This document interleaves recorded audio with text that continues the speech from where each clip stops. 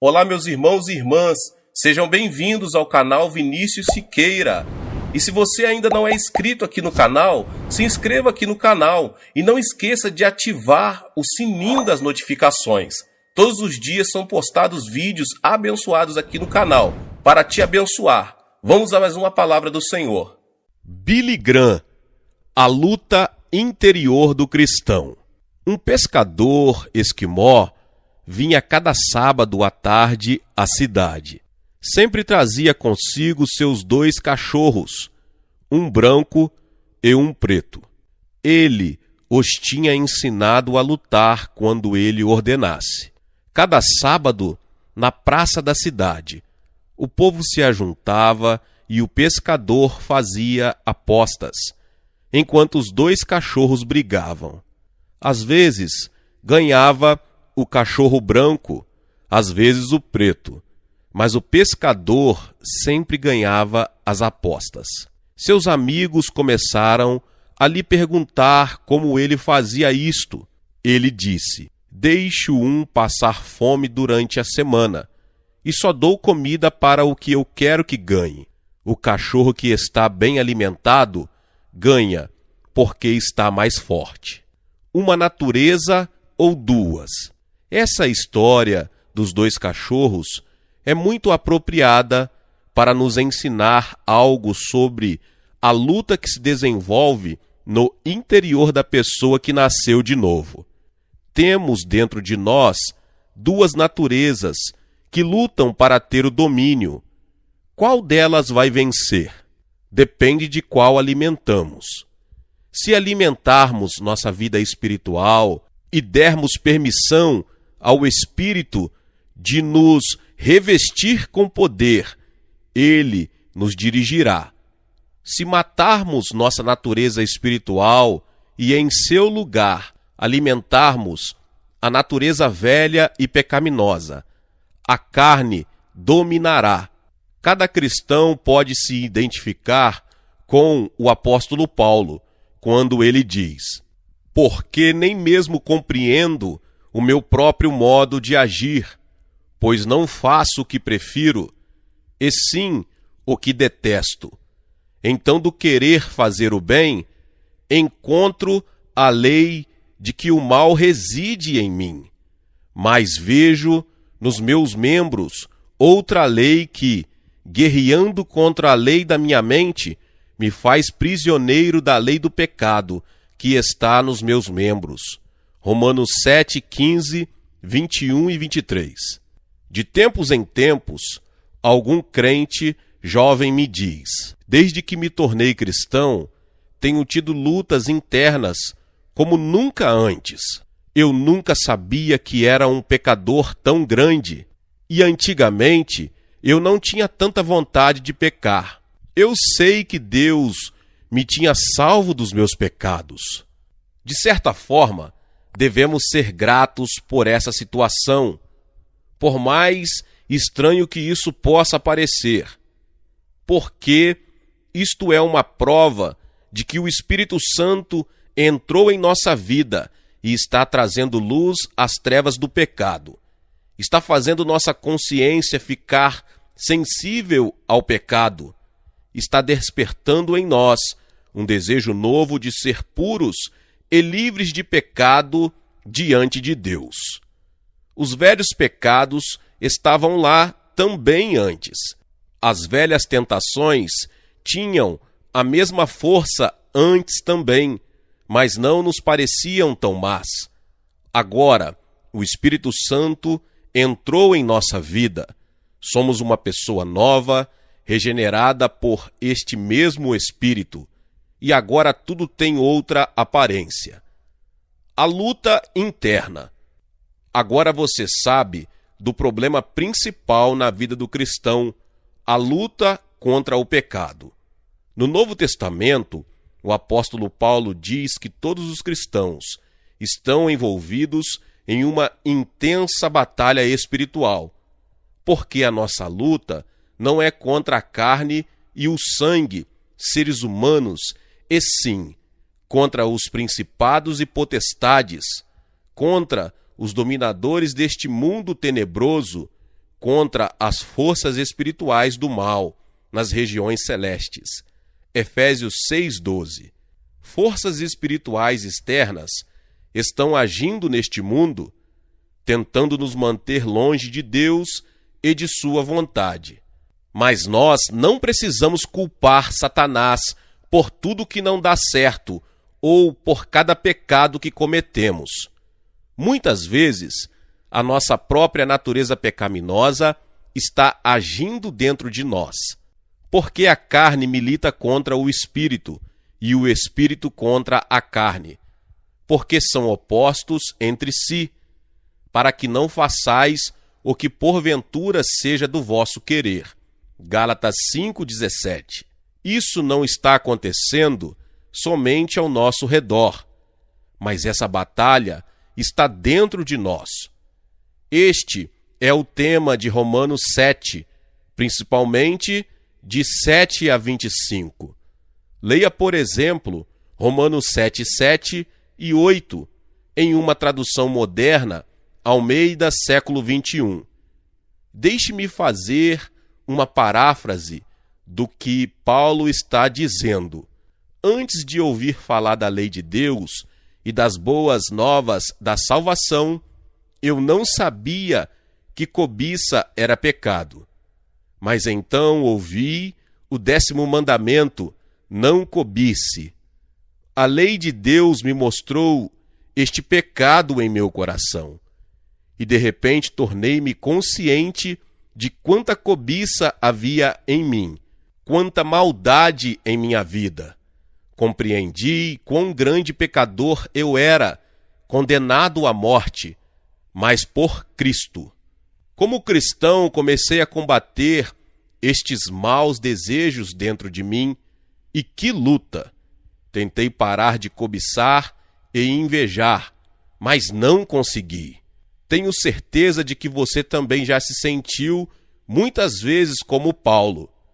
Talvez o seu pecado seja desejos sexuais errados, orgulho, glutonaria, preguiça ou raiva, ou qualquer outro pecado que tenazmente nos assedia. Hebreus 12:1. A luta interna é a mesma. Às vezes você chega à mesma conclusão que Paulo em Romanos 7, do 22 ao 24, que citei acima. Mas não pare aqui. Observe a última frase de Paulo, versículo 25, e Romanos 8:2. Na carta original de Paulo, não havia divisões de capítulos. Graças a Deus por Jesus Cristo, nosso Senhor, porque a lei do Espírito da vida, em Cristo Jesus, te livrou da lei do pecado e da morte. Um grande santo disse há muitos anos: o pecado não reina mais, mas ainda luta. Horatius Bonar foi um teólogo brilhante, um grande santo, um pastor cheio de bondade. Morreu com a idade de 33 anos, mas não sem que antes um grande avivamento irrompesse em sua igreja na Escócia. Seus sermões e livros têm abençoado o povo de Deus durante os últimos 150 anos. Honestamente, ele fala por todos nós quando diz: enquanto a conversão acalma um tipo de tempestade, ela faz surgir outra que durará a vida toda. Durante séculos, os teólogos tentaram explicar essa luta. Alguns usaram palavras de Paulo, falando de duas naturezas do cristão, o velho homem e o novo homem. Esses termos achamos em Efésios 4, do 22 ao 24, no qual Paulo diz, no sentido de que, quanto ao trato passado, vos despojeis do velho homem, que se corrompe segundo as concupiscências do engano, e vos revistais do novo homem, criado segundo Deus, em justiça e retidão, procedentes da verdade. Na nota de rodapé desta passagem, a Nova Bíblia Scofield, de referência, observa: o novo homem é o regenerado, distinto do velho homem. É novo porque se tornou participante da natureza e da vida divinas. Não é o velho homem melhorando em nenhum sentido. Scofield continua na nota de rodapé de Romanos 7,15. O apóstolo personifica a luta entre duas naturezas dentro do crente: a velha natureza adâmica e a natureza divina recebida através do novo nascimento. Como podemos entender e visualizar o que está acontecendo dentro de nós? Acho que a melhor descrição está em Romanos 8, do 1 ao 13. Tentarei fazer uma paráfrase do que Paulo está dizendo nesse trecho, e na primeira pessoa, porque se aplica a mim. Eu nasci em pecado. Durante anos, o pecado me controlou e eu não o sabia. Eu estava literalmente morto em delitos e pecados. Efésios 2:1. E então ouvi a palavra de Deus, a lei e o evangelho. Vi meus pecados pela primeira vez e senti que estava condenado. Aceitei a Cristo. Agora, a lei de Deus fala a mim cada dia através da palavra de Deus. Tornei-me consciente de pecados que eu não sabia que tinha. Às vezes, eu me desespero. Como Paulo, em Romanos 7,24, miserável homem que sou, mas louvado seja o Senhor, pois sei agora que ninguém pode apresentar qualquer acusação contra mim, porque estou em Cristo. Romanos 8:1. Cristo me libertou da lei do pecado e da morte. Romanos 8:2. Eu ainda sou a mesma pessoa, com a velha personalidade e natureza pecaminosas, hábitos nefastos que ficaram fortes nos tantos anos em que ainda não era crente. Mas agora o Espírito Santo entrou em minha vida. Ele me mostra meu pecado. Ele até condena o pecado em mim.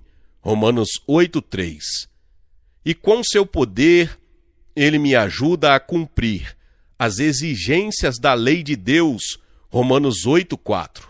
Se continuar pensando em minha vida anterior, com seus pecados, voltarei a ela. O velho eu continuará pecando. Mas se concentrar-me em Cristo e tentar ouvir e obedecer o Espírito Santo, Romanos 8:5, ele me dará vida e paz. Romanos 8:6. Quem é cristão tem o Espírito Santo. Romanos 8:9. Seu espírito foi vivificado. Romanos 8:10. Ele dá vida ao seu corpo, afastando-o da morte que o pecado causa. Romanos 8:11. E trazendo vida plena em Cristo. As duas naturezas. Deus usa muitas figuras de linguagem para descrever, na Bíblia, o que o Espírito Santo faz por nós. Já constatamos isso em João 3, onde ele diz que nós nascemos de novo pelo Espírito Santo. Isto é claramente uma ilustração para descrever em termos físicos uma grande verdade espiritual.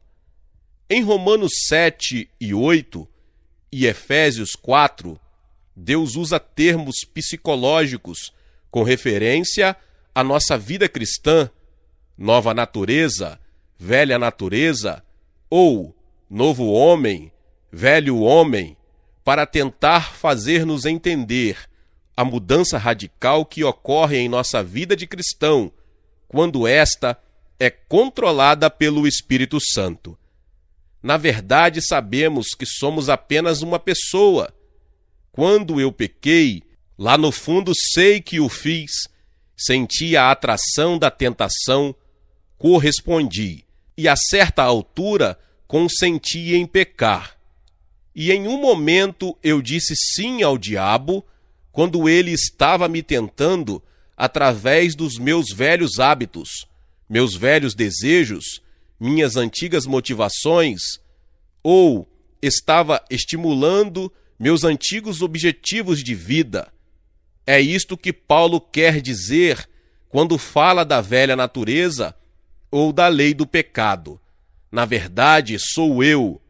Sou um só diante de Deus. Sou responsável por meus pecados. Não posso culpar a lei do pecado que ainda está em mim. Eu tenho a possibilidade de escolher entre me submeter ao Espírito, o novo impulso em minha vida, ou a velha força do pecado. Só que agora o Espírito Santo está em meu coração, ele me deu vida, a vida eterna que Deus dá. Ele mesmo está em mim para acabar com os velhos hábitos, purificar minhas motivações, dirigir minha atenção para novos objetivos, entre os quais o mais importante é o de se tornar semelhante ao Senhor Jesus Cristo, Romanos 8:29. Pelo resto da minha vida, até que Cristo venha e me chame para morar com Ele no céu, estarei sendo santificado, crescendo mais e mais em direção à maturidade espiritual, pelo Espírito Santo, através da Palavra de Deus. O melhor de tudo é que o Espírito Santo, diariamente em silêncio, está me fazendo ficar mais parecido com o Senhor Jesus Cristo, se eu estiver cooperando com Ele. E todos nós, com o rosto desvendado, contemplando, como por espelho, a glória do Senhor, somos transformados de glória em glória, na sua própria imagem, como pelo Senhor, o Espírito. 2 Coríntios 3:18. Mas nunca se esqueça de que sempre haverá lutas internas e externas. O diabo é um inimigo implacável que nunca desiste. Ele apela à velha força dentro de mim, através do mundo e da carne, para que ela se reafirme. Ele apela para meus desejos, minha cobiça e meu orgulho, da mesma maneira como fez com Adão e Eva, Gênesis 3. Sempre sentirei a pressão da tentação.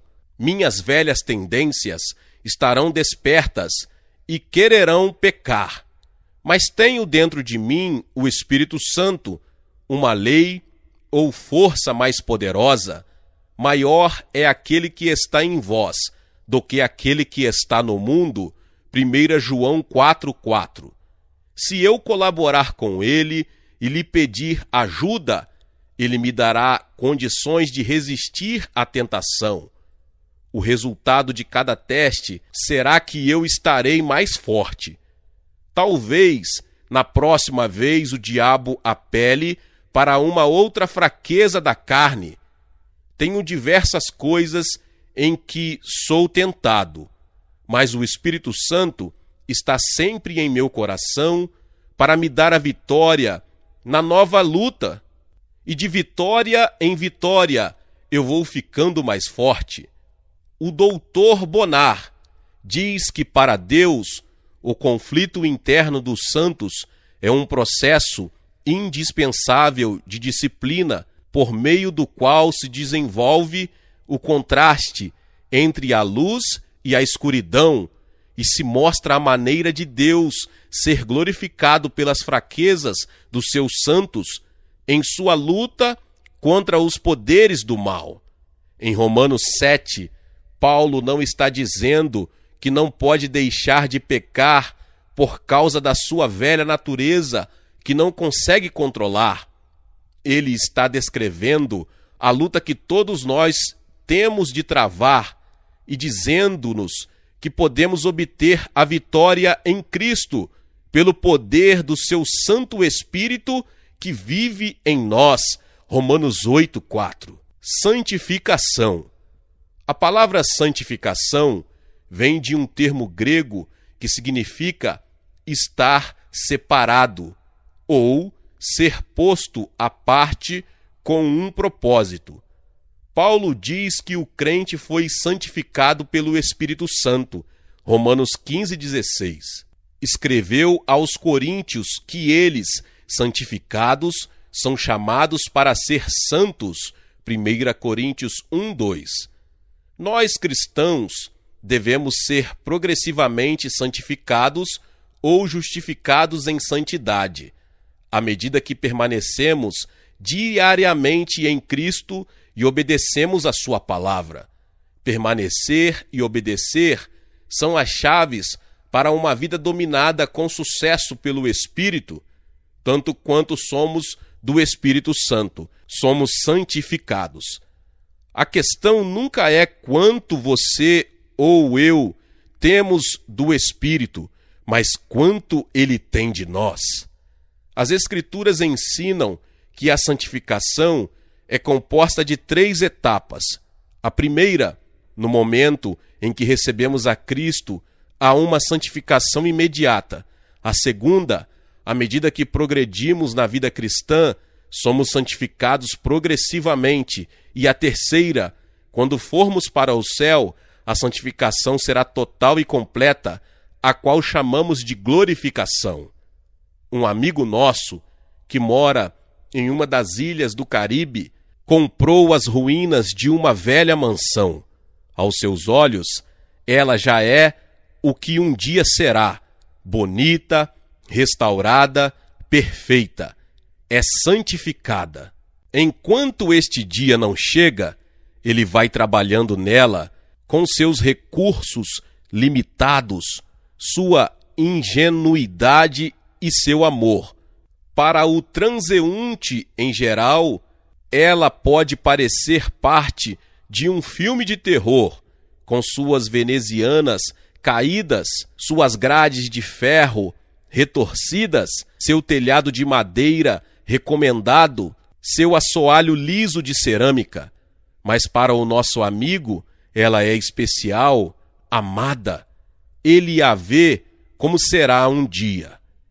Talvez o mundo esteja vendo o corpo de Cristo, a verdadeira igreja, como outros veem essa mansão, mas Deus o vê como será no fim, perfeito, completo. Ele está sendo santificado.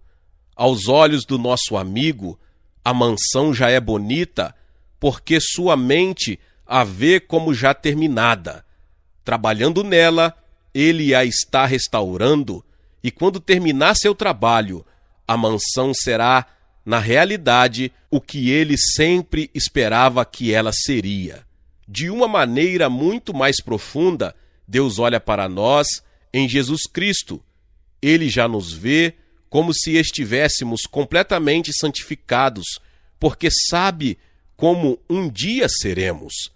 Ele também está trabalhando na nossa restauração. Estamos sendo santificados. Algum dia esse processo estará concluído, quando formos para estar com Ele por toda a eternidade. Estaremos totalmente santificados. J.B. Phillips diz que Deus nos predestina para sermos familiarmente parecidos com seu Filho, Romanos 8:29. É o que está acontecendo a nós crentes agora. Estamos sendo santificados progressivamente em direção à maturidade espiritual, para sermos parecidos com Jesus, como irmãos seus. Lembre-se que Cristo Jesus foi perfeito e nós devemos esforçar-nos para obter a perfeição. Mesmo que a receberemos completamente só no céu, ela já deve ser nossa meta agora. É isso que a Bíblia quer dizer quando ordena: como é santo aquele que vos chamou, tornai-vos santo também vós mesmos em todo o vosso procedimento, porque está escrito: sede santos, porque eu sou santo. 1 Pedro 15,16. Crescemos espiritualmente a cada conflito, turbulência, dificuldade, tentação ou prova que aflige a cada cristão, lenta ou rapidamente, conscientes disso ou não. Mas chegará o dia em que tudo isso será coisa do passado e nós estaremos completamente santificados. Sabemos que quando ele se manifestar, seremos semelhante a ele, porque havemos de vê-lo como ele é. 1 João 3,2. Enquanto este dia não chega, os cristãos, dia a dia, semana após semana, mês após mês, devem andar no Espírito. Andar no Espírito significa ser dirigido e guiado pelo Espírito Santo. Isso acontece à medida que submetemos cada vez mais áreas da nossa vida ao controle do Espírito. Paulo disse: andai no Espírito e jamais satisfareis a concupiscência da carne, os desejos da natureza humana. Gálatas 5,16. O desejo em si mesmo não é errado. Errado é o que desejamos ou cobiçamos e quando cedemos. A velha vida egocêntrica. Quando Eva ficou com vontade de saber, mas com base no eu, Satanás transformou um desejo sadio em um desejo prejudicial. E Eva desobedeceu a Deus. Carne é a palavra que a Bíblia usa para a natureza humana imperfeita. Carne é vida egocêntrica. É o nosso estado quando abandonamos aos nossos próprios planos. Às vezes, o nosso eu se comporta muito bem. Pode fazer coisas boas, ter moral, ter padrões éticos extremamente elevados. Mas cedo ou tarde, o seu e o meu eu provarão que são egoístas. Nós tentamos educar o eu, treiná-lo e discipliná-lo. Estabelecemos leis para obrigá-lo a se comportar. Paulo disse que o eu tem mente autônoma e que a mente natural não está sujeita à lei de Deus. Deus diz claramente que não confia em nossa carne. Paulo declarou: eu sei que em mim, isto é, na minha carne, não habita bem nenhum. Romanos 7,18. No momento em que compreendermos isto e nos submetermos às orientações do Espírito Santo em nossa vida, vitórias maiores, maturidade espiritual maior, maior alegria, amor, paz e outros frutos se manifestarão. Recentemente, um amigo nosso se converteu a Cristo. Sua vida anterior fora bastante devassa. Um de seus antigos amigos lhe disse: sinto pena de você. Agora você está o tempo todo ou indo à igreja, ou orando, ou lendo a Bíblia. Você não vai mais às boates, não se embebeda mais, não se alegra mais com suas mulheres bonitas. Nosso amigo deu uma resposta estranha. Ele disse: eu me embebedo quando quiser, vou às boates quando quiser, saio com as garotas quando quiser. O amigo mundano olhou perplexo para ele. Nosso amigo riu e disse: Jim, veja, o Senhor tirou o querer quando eu me converti e fez de mim uma nova pessoa em Cristo Jesus.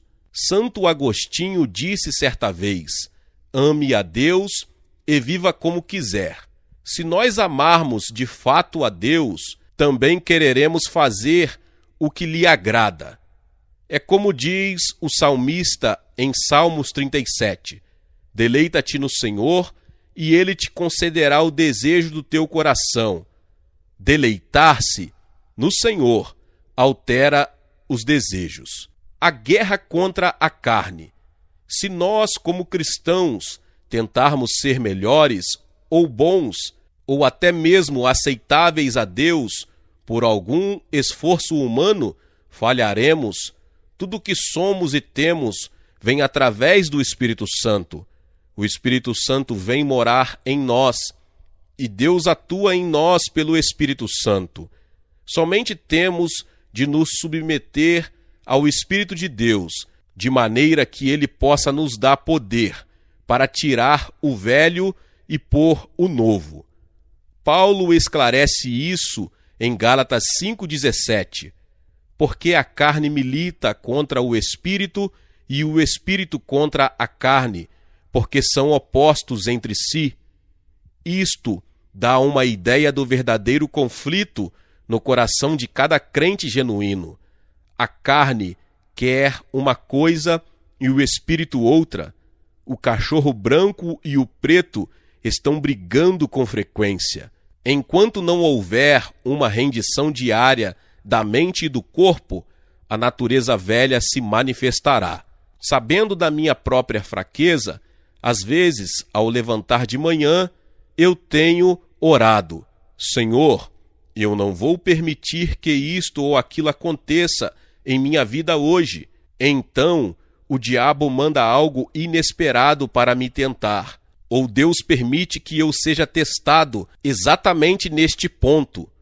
Muitas vezes em minha vida, algo que na mente eu pretendia nunca fazer, eu fazia na carne. Chorei muitas lágrimas amargas, confessando o pecado e pedindo que Deus, Espírito Santo, me desse força nesta área. Mas isto era para me lembrar que todo dia estou envolvido na luta espiritual. Nunca posso baixar a guarda, tenho de ficar sempre preparado para a guerra. Muitos dos jovens que eu encontro vivem derrotados, desiludidos, desapontados, mesmo depois de virem a Cristo. Estão andando de acordo com a carne porque não foram adequadamente ensinados sobre este ponto. O velho homem, o velho eu, a velha lei, a velha força ainda não está morta ou totalmente renovada, ainda está aí, combate por cada centímetro do caminho contra o novo homem, a nova força em que Deus nos transformou quando recebemos a Cristo. Somente quando nos submetemos e obedecemos a nova lei em Cristo é que obtemos a vitória. Submeter é o segredo. Paulo disse: rogo-vos, pois, irmãos, peço pelas misericórdias de Deus, que apresenteis decididamente os vossos corpos, entregando todos os seus membros e capacidades por sacrifício vivo, santo, dedicado, consagrado e agradável a Deus, que é o vosso culto racional, inteligente e adoração espiritual. Romanos 12:1, na versão ampliada. Na hora da entrega total, temos uma nova experiência. Para muitos cristãos, não é exatamente uma segunda experiência, mas acontece muitas vezes durante a nossa vida. As obras da carne. Temos visto que em cada um de nós há um conflito contínuo entre a carne, de um lado, e o espírito do outro. Quando Paulo usa a palavra carne, ele na verdade está falando da natureza humana com todas as suas fraquezas, sua incapacidade, seu desamparo. A carne é o lado baixo da natureza humana. A carne é tudo aquilo que é sem Deus e sem Cristo. Paulo alista as obras da carne em Gálatas 5, do 19 ao 21. Paralelamente a essa lista terrível, deveríamos ler também Romanos 1, do 17 ao 32. Essas passagens tratam a depravação da natureza humana. Nós podemos vê-la como ela é. Todos os dias podemos ler em nossos jornais sobre esta depravação. Ouvimos dela pelo rádio e a vemos na televisão. Em qualquer lugar, a natureza humana não regenerada evidencia os sinais e produz as coisas que Gálatas 5 chama de obras da carne. Os pecados da carne são exibidos desavergonhosamente, são cometidos espalhafatosamente e sem remorsos por pessoas não regeneradas. No entanto, o cristão pode ser subjugado temporariamente por uma ou mais dessas coisas terríveis. O Espírito Santo o convence imediatamente do erro e ele logo se arrepende e recebe perdão. Em Gálatas 5, temos uma lista de 15 obras da carne, que vão desde pecados sexuais até bebedeiras, passando por idolatria e feitiçaria. O que aterroriza qualquer cristão é o fato de que esses pecados podem se introduzir facilmente em nossos corações se não formos vigilantes e fortes espiritualmente. Aquele, pois, que pensa estar em pé, veja que não caia, 1 Coríntios 10:12. Tendo isto em mente, examinemos a lista de pecados que Paulo enumerou em Gálatas 5 para estarmos melhor preparados para lutar contra a carne. Algumas pessoas sugeriram que podemos dividir estes 15 em 3 categorias ou grupos. O primeiro grupo seria composto de prostituição, imoralidade, impureza e lascívia, ações indecentes, sensualidade. Gálatas 5:19. Número 1, imoralidade. A palavra grega usada aqui é suficientemente abrangente para incluir todos os tipos de perversidade sexual e é, por acaso, a palavra porneia, da qual vem nossa palavra pornografia. Sexo antes do casamento, fora do casamento, sexo anormal, incesto, prostituição e, com certeza também, os pecados sexuais no coração e o que o apóstolo tem em mente aqui. 2. Impureza. A palavra grega sugere qualquer tipo de impureza em pensamentos ou ações. Pode até incluir desejos não naturais, a que Paulo alude em Romanos 1:24. Sem dúvida, abrange alguns dos filmes da atualidade, literatura pornográfica e imaginações perversas. William Barclay a compara com o pus de uma ferida aberta, uma árvore que nunca foi podada, areia que nunca foi peneirada. 3. Lascívia. Podemos traduzir esta palavra do grego como devassidão ou libertinagem. Pode significar mais que isto. Traz em si a ideia de despreocupada ausência de vergonha ou mesmo de descarada impureza ou vício. A mesma palavra aparece em 2 Pedro 2:7, quando o apóstolo fala da licenciosidade de Sodoma e Gomorra. Significa pelo menos desejos e ações indecentes. O segundo grupo de obras da carne enumeradas por Paulo é este. Número 1, idolatria. O termo grego para idolatria significa adoração de deuses falsos, dos quais hoje em dia há muitos. Por implicação, nós incluímos nessa ideia tudo que se põe entre nós e Deus. Dinheiro pode se tornar um ídolo se nós o adoramos mais que a Deus.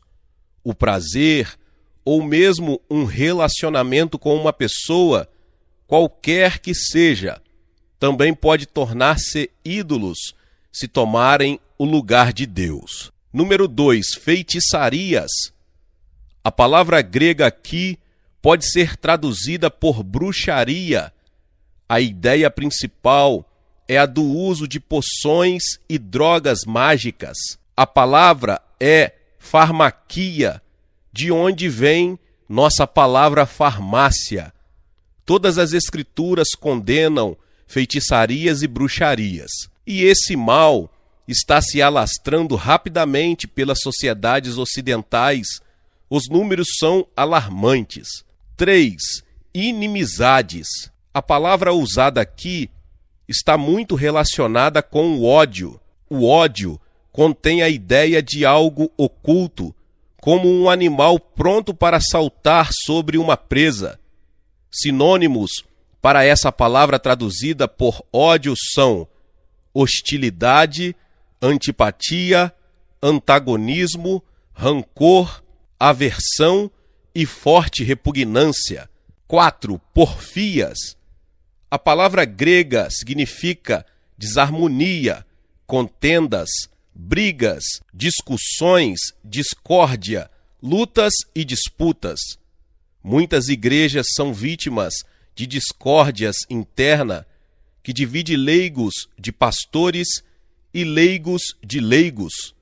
Quando membros da mesma congregação não se falam ou brigam, é esse o pecado que está agindo e o Espírito de Deus é sufocado. Muitas famílias estão infeccionadas por esse espírito. Muitos casamentos, mesmo de crentes, estão sendo destruídos por esse pecado. 5. Ciúmes.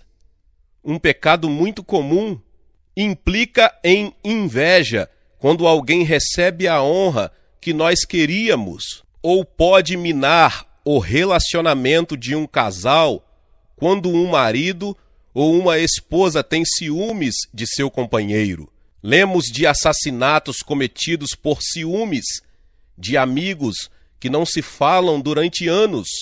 Ao contrário disso, temos o bonito exemplo de Jonatas, que não tinha ciúmes de Davi, 2 Samuel 20. 6. Iras. A palavra grega para ira significa assomos injustos de raiva, explosões impetuosas de cólera, sentimentos hostis. João usa o mesmo radical quando fala da ira justa de Deus no Apocalipse. A ira dos homens pode ser justa ou injusta, mas a ira de Deus é sempre justa, porque ele não pode pecar. Existe ira justa, mas isto não é a mesma coisa que cólera. Nesse caso, ira ou raiva é um pecado que deve ser expulso de nossas vidas. Alguém disse muito bem que indignação justa é geralmente 10% justa e 90% indignação. 7. Discórdias. Essa palavra grega, usada para discussões e disputas, significa ambição pessoal, interesseira e egoísmo. Isto viola as duas partes dos 10 mandamentos, Êxodo 20.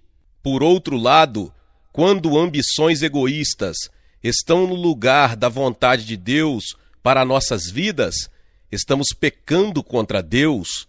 Por outro lado, estamos violando o mandamento de amar o nosso próximo, porque ações interesseiras sempre são cometidas às custas de alguém. 8. Dissensões. A palavra original significa separações, dissensões, divisões. Os crentes devem viver em harmonia. O livro de orações traduz assim o Salmo 68:6. Ele é o Deus que faz uma família viver em harmonia. Sem princípios firmes, o respeito à palavra de Deus, discordâncias podem ser pecaminosas. Devemos lutar pela fé, mas mesmo nisto não devemos ser contenciosos. A verdade frequentemente divide, mas quando a verdade não está em questão, o povo de Deus deveria ser capaz de conviver em amor pela graça do Espírito Santo. 9. Facções. A palavra grega também traduzida por heresias, tem a ver com seitas e sectarismo. Significa escolher o mal ou ter opinião contrária à revelação de Deus nas Escrituras. A mesma palavra encontramos em 2 Pedro 2:1. Assim como no meio do povo surgiram falsos profetas, assim também haverá entre vós falsos mestres, os quais introduzirão dissimuladamente heresias destruidoras, até ao ponto de renegarem o soberano Senhor que os resgatou, trazendo sobre si mesmos repentina destruição. Por isso, esse pecado é sério. Como se costuma dizer, o erro muitas vezes está plausivelmente vestido com a aparência externa da verdade. 10. Invejas.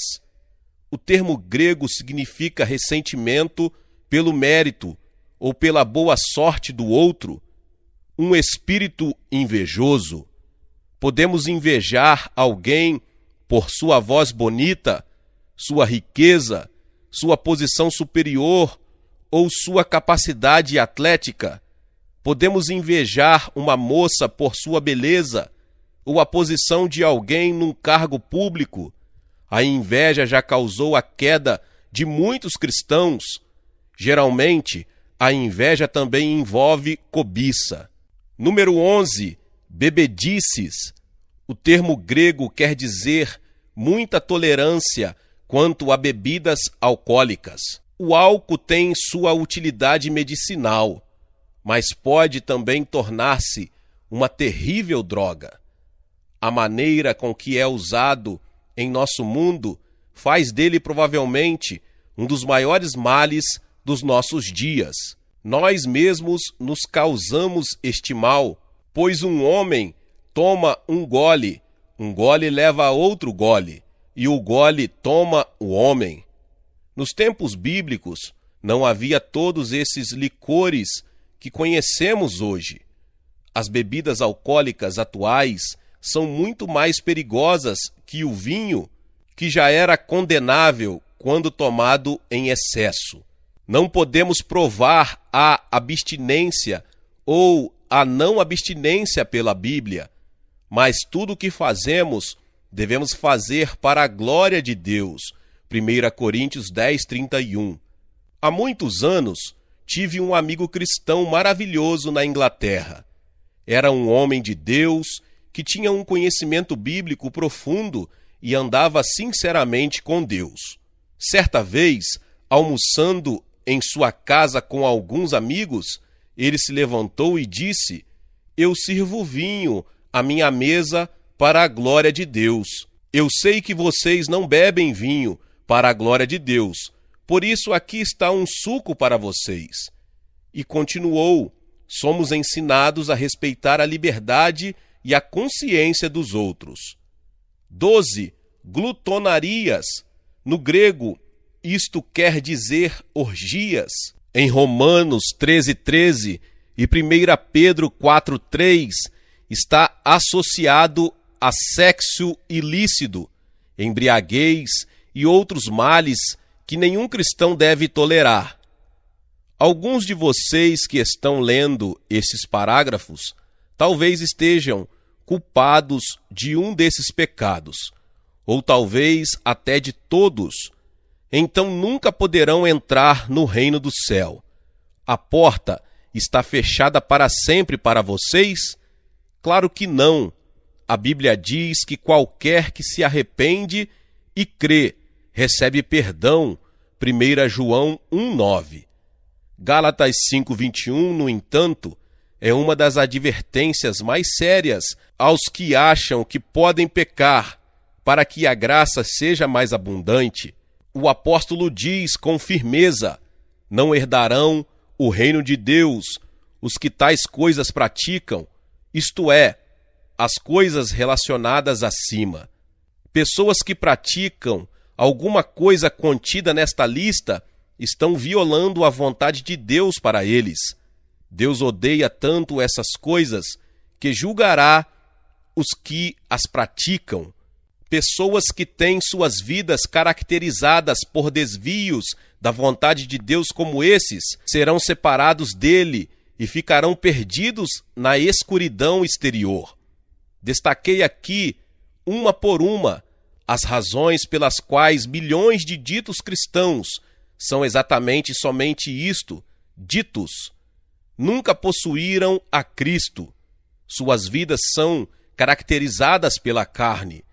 Dezenas de milhares nunca nasceram de novo, entrarão na eternidade, perdidos pensando que estão salvos porque pertencem a uma igreja ou foram batizados e etc. Mas há outra verdade aqui que não devemos esquecer. Hoje em dia, as pessoas praticam muitas destas coisas proibidas em nome da liberdade. O que não veem é que essas atividades, na verdade, escravizam os que se envolvem com elas. E quando a liberdade se transforma em licença, ela não está só mal interpretada. Os que a interpretam mal estão amarrados, perdendo a liberdade de que as Escrituras falam. A verdadeira liberdade não é liberdade para pecar, mas para não pecar. Outra verdade é que os que vivem na carne somente podem ser mudados pelo Espírito de Deus. É por isso que estamos precisando tão desesperadamente de um avivamento espiritual profundo hoje em dia. Não podemos fazer leis contra esses problemas.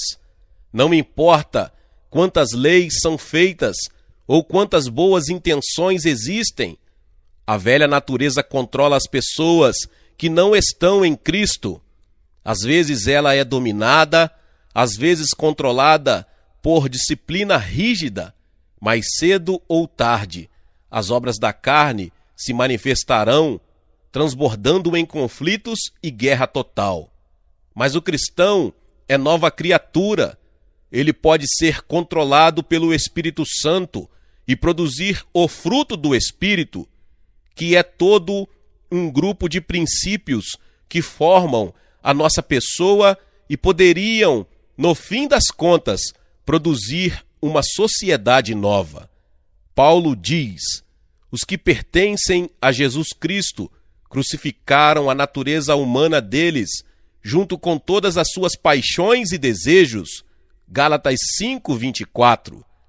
Enquanto estava aqui na terra, nosso Senhor Jesus Cristo viveu como ser humano, foi tentado como todos os seres humanos, mas cumpriu toda a lei de Deus e obteve a vitória sobre a carne. Os que estão ligados com ele pela fé não estão mais sujeitos à carne, pelo menos em princípio. Paulo reconhece que essas velhas tendências carnais ainda querem nos fazer tropeçar, e temos de nos colocar sob a proteção do Espírito Santo quase a cada hora para obtermos vitória total e completa. As Escrituras não dizem: os que são cristãos deveriam crucificar a carne. Isto ocorreu para todos os efeitos quando Cristo Jesus estava pendurado na cruz. Gálatas 2:20 diz: eu fui morto com Cristo na cruz. Romanos 6:6 diz: sabendo isto, que foi crucificado com ele o nosso velho homem. É a ação completa, concluída, já que nós crentes já fomos crucificados, assim como já fomos salvos, agora se exige de nós que executemos esta crucificação na carne, não a alimentando. Fomos sepultados com Cristo e agora fomos ressuscitados para a nova vida nele. Muitas pessoas dizem: eu não posso viver uma vida nova como esta, eu não vou aguentar. Se dependesse de você e de mim, não poderíamos mesmo. O apóstolo Paulo diz: considerai-vos mortos para o pecado. Romanos 6:11. Disse também que o pecado não deve mais reinar em nossos corpos mortais. Isso significa que nós aceitamos pela fé o que Jesus fez por nós na cruz. Pela fé, nós entregamos nossas vidas total, completamente e sem reservas ao Espírito Santo, Cristo governa em nossos corações. Ninguém nem nada o poderá tirar de lá. O Espírito Santo produz o fruto do Espírito, mesmo querendo muitas vezes se manifestar. Às vezes conseguem, as obras da carne não governam, não nos controlam mais, não são mais hábito, não são mais costume. Nós fomos transformados por sua graça e agora vivemos a vida nova em Cristo. Isto só é possível se estivermos cheios do Espírito Santo, e é para este ponto importante que nos voltamos agora. Meus irmãos e irmãs, Deus abençoe a vida de cada um, que palavra maravilhosa. Glória a Deus. E se você ainda não é inscrito aqui no canal, se inscreva no canal e também ative o sininho das notificações para que você fique por dentro. Todas as vezes que eu liberar um vídeo aqui no canal, você seja notificado. Meus irmãos e irmãs, deixem também o seu like e não esqueça de compartilhar este vídeo com mais pessoas. Amém. Nos vemos nos próximos vídeos. Glória a Deus!